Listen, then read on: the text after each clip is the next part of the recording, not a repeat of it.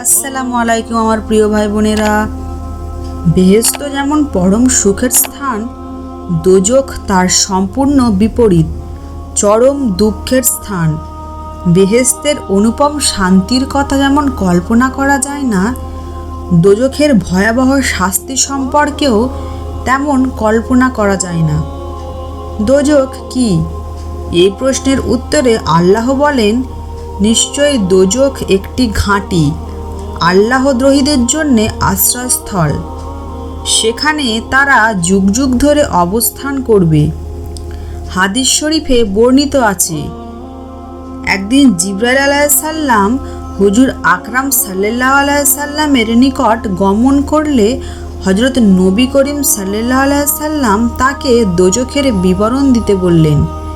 উত্তরে জিবরাইল আলাইহিসসালাম বললেন, আল্লাহ পাক দোজখকে পয়দা করে 1000 বছর পর্যন্ত জ্বালাইলে তা লাল বর্ণ হয়, আরও 1000 বছর জ্বালাইলে তা গাঢ় কৃষ্ণবর্ণ হয়। তার তীব্রতা ও শিখা কখনো নিভবে না। হযরত মুজাহিদ রাদিয়াল্লাহু তাআলা বর্ণনা করেছেন, দোজখে উটের ঘাড়ের ন্যায় এক শ্রেণীর বিষাক্ত সাপ ও বিশ্রী খচ্চরের মতো এক শ্রেণীর বিচ্ছু আছে। দোজখীগণ তার ভয়ে পলায়ন করতে চাইলে তারা তাদেরকে তলাশ করে ঠোঁট দ্বারা কামড়াবে এবং মস্তক ও নখ ছাড়া সমস্ত দেহের চামড়া টেনে ছিঁড়বে। শতবার পালাতে চাইলেও তারা আযাব হতে রেহাই পাবে না। হযরত আব্দুল্লাহ ইবনে হারেস রাদিয়াল্লাহু তাআলা হুজুর আকরাম সাল্লাল্লাহু আলাইহি সাল্লাম হতে বর্ণনা করেছেন যে দোজখে উটের ঘাড়ের মতো এক শ্রেণীর সাপ আছে। তা এত ভয়ঙ্কর যে কাকেও একবার দংশন করলে 40 বছর যাবৎ তার বিষক্রিয়া থাকবে। আবার খচ্চরের মতো এক শ্রেণীর বিচ্ছু আছে, তার দংশনেও বিষক্রিয়া 40 বছর বিদ্যমান থাকবে।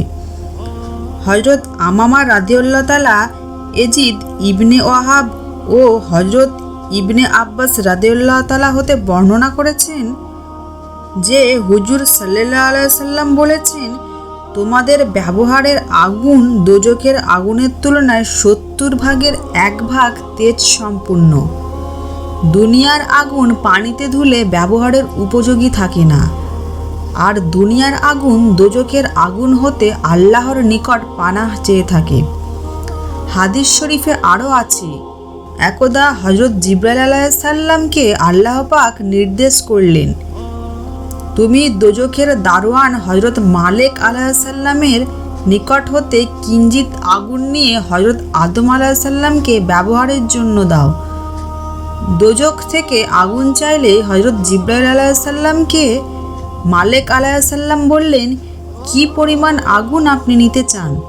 হযরত জিবরাইল আলাইহিস সালাম উত্তরে বললেন, 1 আঙ্গুলের মাথার সমান আগুন চাই। হযরত মালিক আলাইহিস সালাম বললেন, এ পরিমাণ আগুন 7 আকাশ ও 7 জমিন বিগলিত করে দেবে। তিনি আরও বললেন, হে বন্ধু, অঙ্গুলি পরিমাণ আগুনের তাপে বৃষ্টিপাত ও গাছপালা উৎপাদন বন্ধ হয়ে যাবে। তারপর হযরত জিবরাইল আলাইহিস সালাম আগুনের পরিমাণ সম্পর্কে আল্লাহর নিকট আরজ করলে আল্লাহ পাক বললেন, হে জিবরাইল, কেবল কণামাত্র আগুনকে 7 সাগরে 70 বার ধুয়ে সর্বোচ্চ পর্বতের উপরে রেখে দাও। কিন্তু সে আগুনও পর্বতকে জ্বালিয়ে দোজখে তার পূর্বস্থানে চলে গেল। পাথরখণ্ড ও লোহার মধ্যে তার ধূম্ররাশি ছড়িয়ে গেল।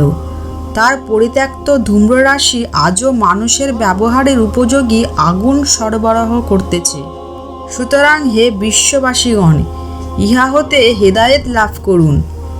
হাদিস শরীফে আছে, নিকৃষ্টতম দোজখীকে কেবল 1 জোড়া আগুনের জুতা পরিধান করানো হবে।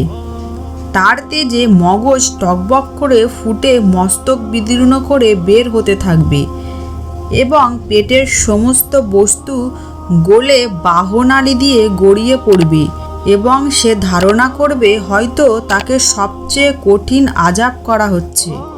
মূলত সে ব্যক্তি নিকৃষ্টতম জাহান্নামী, অর্থাৎ তার আযাব সব থেকে কম হচ্ছে।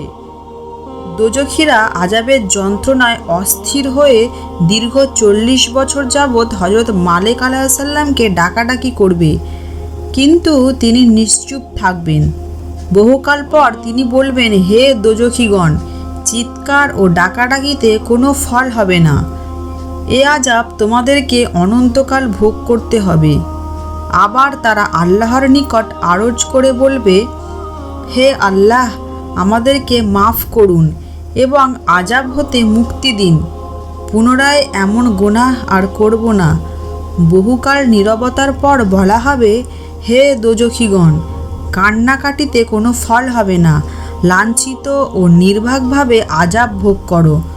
তোমাদের প্রতি কোনো করুণা বর্ষিত হবে না।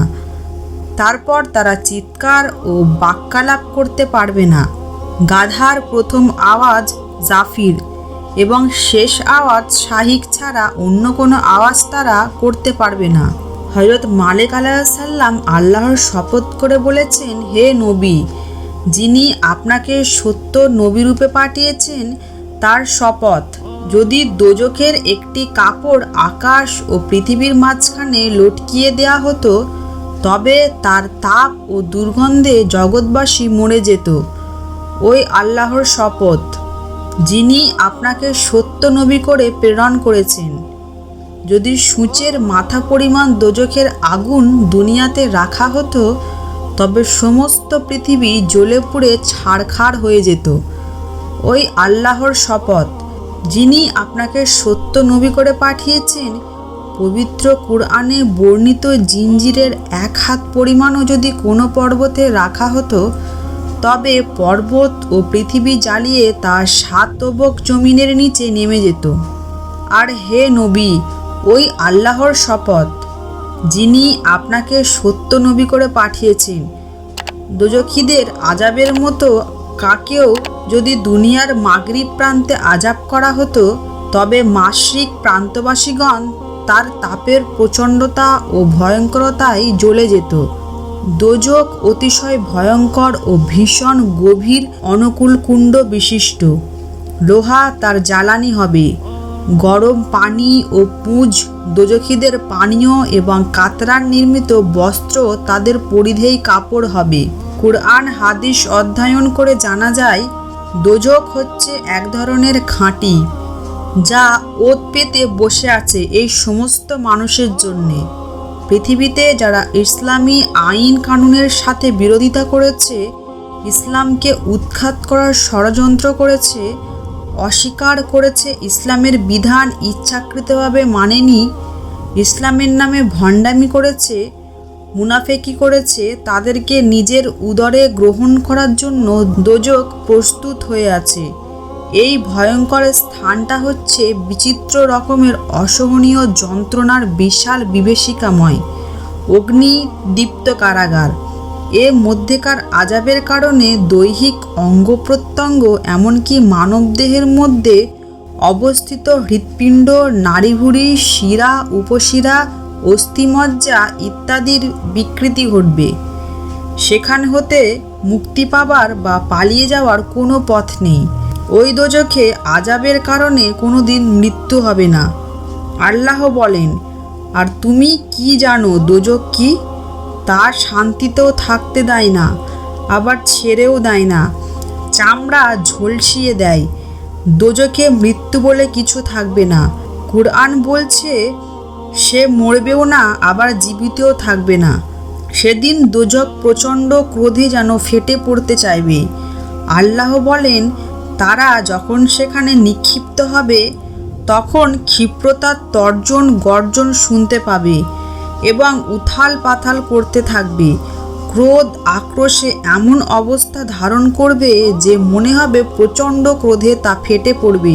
হাসরের ময়দানে অপরাধীদেরকে দেখে দোজখ প্রচণ্ড আক্রোশে গর্জন করতে থাকবে। আল্লাহ বলেন, দোজখ দূর হতে তাদেরকে যখন দেখতে পাবে, তখন তারা তার ক্রোধ ও তেজস্বী গর্জন শুনতে পাবে। আর যখন তাদেরকে হাত পা বাঁধা অবস্থায় দোজখের কোনো সংকীর্ণ স্থানে নিক্ষেপ করা হবে, তখন তারা সেখানে কেবল মৃত্যুকে ডাকতে থাকবে।